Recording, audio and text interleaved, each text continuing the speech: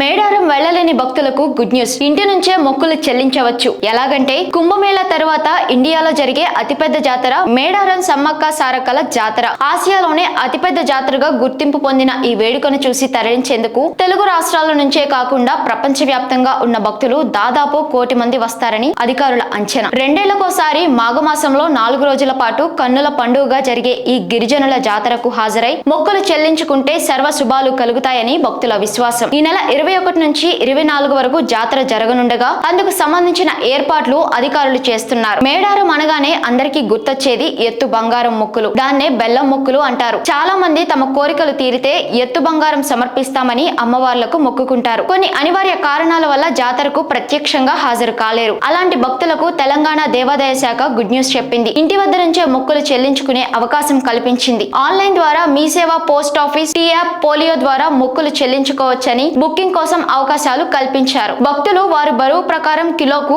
60 రూపాయల చొప్పున చెల్లించి నిలువెత్తు బంగారం ఆన్లైన్ లో బుక్ చేసుకోవచ్చని, ఆ బెల్లాన్ని భక్తుల పేరు మీద దేవాదాయ శాఖకు చెందిన సిబ్బంది అమ్మవార్లకు సమర్పిస్తారని, అందుకు సంబంధించిన సేవలను దేవాదాయ శాఖ మంత్రి కొండా సురేఖ బుధవారం ప్రారంభించారు. పోస్టల్ డిపార్ట్మెంట్ ద్వారా మేడారం ప్రసాదం సైతం పొందే అవకాశం కల్పిస్తున్నట్లు ఈ సందర్భంగా మంత్రి వెల్లడించారు.